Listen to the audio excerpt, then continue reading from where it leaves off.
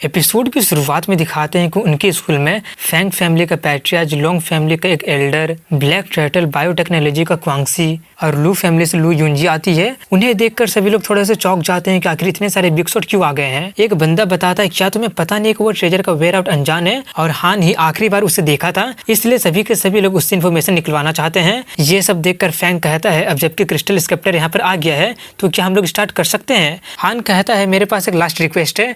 ये बोलकर वो कहता है कि इस स्केप्टर को सेफ कीपिंग के लिए टीचर को दे दो, मुझे डर है कि कहीं तुम लोग उसे लेकर भाग ना जाओगे। ये सुनकर फैंग काफी ज्यादा भड़क जाता है और वो चिल्लाते हुए कहता है कि वो हमारे फैमिली का रेयर ट्रेजर है, हम उसे ऐसे किसी को भी छूने नहीं दे सकते हैं। लेकिन उसके फादर कहते हैं कोई बात नहीं, मैं इसे रखने के लिए उन्हें दे देता हूँ, जब तुम डुअल जीत जाओगे तो हम लोग हान को अपने घर में इन्वाइट करेंगे। ये बोलकर वो सोचता है कि फैंग का ताकत फाउंडेशन का लेटर स्टेज में पहुंच गया है और शू हान सिर्फ एक वीकलिंग है जिसने कुछ दिन पहले ही स्पिरिचुअल एनर्जी के कारण ही अवेकन कर पाया है। वो तो फैंग से बिल्कुल भी कम्पीट कर ही नहीं पाएगा। अब जबकि फैंग जीत ही जाएगा तो दूसरों को सेफ कीपिंग के लिए देने में मुझे कोई हर्ज नहीं है। अभी का सबसे इंपॉर्टेंट चीज है उस ट्रेजर के बारे में पता करना। ये सोचकर वो उसे रखने के लिए दे देता है। उसका टीचर उसे लेकर कहता है कि चलो अब तुम लोग डुअल स्टार्ट कर सकते हो। और जैसे डुअल स्टार्ट होता है फैंग अपने हाथ का प्लास्टर तोड़कर अपने हाथ को बाहर निकाल लेता है और कहता है कि मैं तुम्हारा हाथ पैर को तोड़कर तुम्हें धीरे धीरे टॉर्चर करूंगा, तुम्हें मारने से पहले मैं तुम्हें अपने फैमिली का बेस्ट स्किल दिखा देता हूँ। ये बोलकर वो अपना फैमिली का ड्रैगनेट फिस्ट का यूज करता है जो कि उनका फैमिली का बेस्ट स्किल में से एक होता है। वो काफी ज्यादा ब्रूटल होता है और उसका स्ट्रेंथ छुपा हुआ रहता है जो कि उसके अपोनेंट को पता चलने से पहले उसे खत्म कर देता है। ऑर्डिनरी कल्टीवेटर उससे बिल्कुल भी डील कर ही नहीं सकता है। वहीं पर शू हान अपने जगह पर से बिल्कुल भी नहीं हिल रहा होता है और वो वहीं पर भूत के जैसा खड़ा होता है। तभी फैंग उस पर हमला कर देता है और सोचता है कि ये स्किल सीखने के लिए मुझे हजारों फ्रेसेस बीस्ट का ब्लड और मेरेडियन को ऑब्जर्व करना पड़ा था और उससे भी इंपॉर्टेंट ये है कि मेरे बॉडी को रिफाइन करने के लिए मुझे काफी सारे बैटल्स होकर गुजरना भी पड़ा था। फैंग उस पर अटैक करके पीछे हटते हुए काफी हैरानी से सोच रहा होता है कि आखिर उसका डिफेंस इतना ज्यादा स्ट्रॉन्ग कैसे हो सकता है। ये देखकर सभी लोग भी बातें करने लगे होते हैं कि आखिर उसका बॉडी इतना ज्यादा स्ट्रॉन्ग कैसे हो सकता है, कहीं वो भी तो पैरानॉर्मल अवेकनर में से एक तो नहीं है ना, और वो भी काफी ज्यादा स्ट्रॉन्ग डिफेंसिव बॉडी के साथ। उन सभी की बातें सुनकर फैंग हंसते हुए कहता है कि अगर तुम्हारे पास स्ट्रॉन्ग बॉडी है भी तो भी तुम बच नहीं पाओगे, मुझे तुम्हें इसका असली पावर दिखाने दो। ये बोलने के बाद हान पर अपने आप ही हमला होने लगता है। ये देखकर हान सोचता है तो इसका मतलब उसका ये फिस्ट इस तरह से अटैक करता है, ये ऑब्वियसली एक इविल तरह का मेथड है, तो इसका मतलब फैंग फैमिली इविल फोर्सेस के साथ भी इन्वॉल्व है। तभी फैंग हंसते हुए कहता है कि जो डार्क एनर्जी ड्रैगनेट फिस्ट से रिलीज होगा वो कल्टीवेटर के मेरिडियन को डिस्ट्रॉय करने के लिए डिजाइन किया हुआ है। सो हान अब तो तुम सिर्फ और सिर्फ एक गार्बेज बन के रह जाओगे, लेकिन उतना मेरे लिए काफी नहीं है क्योंकि अब मैं तुम्हारा पैर तोड़ने वाला हूँ, तब जाकर तुम नील डाउन करके मुझसे माफी मांगोगे। ये बोलकर वो फिर से उस पर हमला करने के लिए चला जाता है। ये देखकर उसके फादर कहते हैं कि मेरा बेटा ड्रैगनेट फिस्ट को मास्टर कर लिया है, ये बैटल जल्दी खत्म हो जाएगा। वहीं पर हान उसके अटैक करने से पहले उसका हाथ पकड़कर उसे उठाकर पटक देता है। ये देखकर सभी के सभी लोग काफी ज्यादा हैरान हो जाते हैं और वहीं पर ये देखकर क्वांगसी सोच रहा होता है कि वो जितना सिंपल दिखता है उतना सिंपल है नहीं, पिछली बार उसने मेरे आर्म को तोड़ दिया था, वो कोई एक्सीडेंट तो हो नहीं सकता है। वहीं पर फैंग काफी ज्यादा मुश्किलों से कहता है आखिर ये पॉसिबल कैसे हो सकता है, ड्रैगनेट फिस्ट के अटैक से तुम कैसे बच गए हो। ये देखकर उसका फादर भी चिल्लाते हुए कहते हैं कि अपोनेंट के पास काफी ज्यादा स्ट्रॉन्ग बॉडी है, ड्रैगनेट फिस्ट से चोट खाने के बाद भी उसके पास फाइट करने का ताकत है, उससे क्लोजली फाइट बिल्कुल भी मत करो, हमारे फैमिली का सीक्रेट पिल का यूज करके उसे तुम सप्रेस करो। ये सुनकर फैंग उससे कहता है कि हान तुमने अब मेरे पास और भी कोई रास्ता नहीं छोड़ा है, अब मैं तुम्हें तुम्हारा जन्म लेने के लिए भी रिग्रेट करवा दूंगा।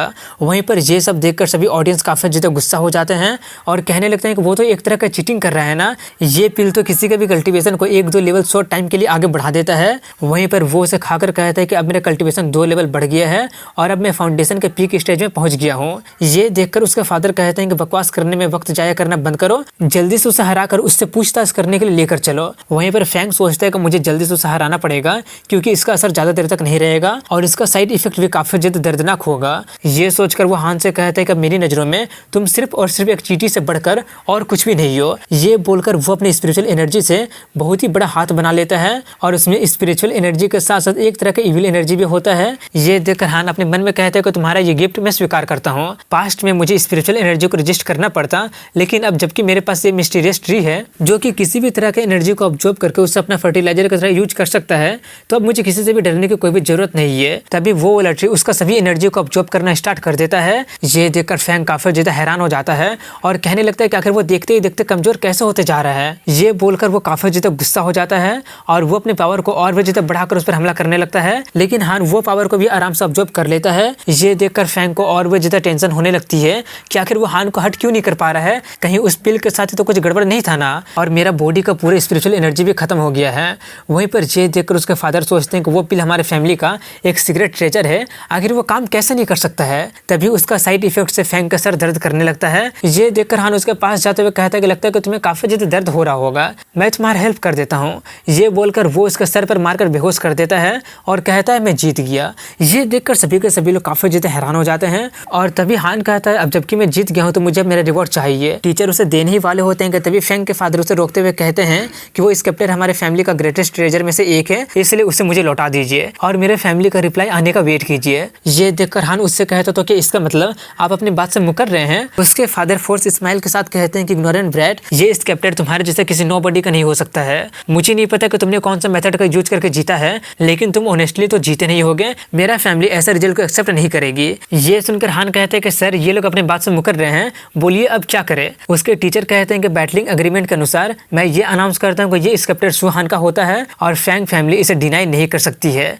ये सुनकर मिस्टर फैंग काफी ज्यादा भड़क जाता है और वो उस पर चिल्लाने लगता है कि हमारे फैमिली का अफेयर में तुम बोलने वाले होते कौन हो, मुझे स्केप्टर दे दो वरना ये तुम्हारे लिए बिल्कुल भी अच्छा नहीं होगा। ये देखकर क्वांसी कहता है कि शू हान तो काफी ज्यादा नाइव और यंग है, वो सिर्फ एक ही बैटल से उनका ग्रेटेस्ट ट्रेजर को लेने के बारे में सोच रहा है। वो तो यहाँ तक कि टीचर को भी जस्टिस करने के लिए बोल रहा है। लोंग फैमिली का बंदा कहता है क्या तुम्हें सच में लगता है कि तुम सिर्फ एक ही बैटल से उनका स्केप्टर ले सकते हो? तुम तो काफी ज्यादा लकी हो कि उन लोगों ने अभी तक तुम्हें मारा नहीं है। यूनजी कहते हैं कि शू हान को शुरुआत से ही स्केप्टर को नहीं मांगना चाहिए था, अब तो इस झमेले में टीचर भी फंस गए हैं। वहीं पर टीचर उसे देते हुए कहते हैं कि मैं इस बैटल का विटनेस हूँ और एग्रीमेंट के रूल के अकॉर्डिंग ही फॉलो करना चाहिए और फैंग फैमिली के पास कोई भी हक नहीं है इसे डिनाई करने के लिए।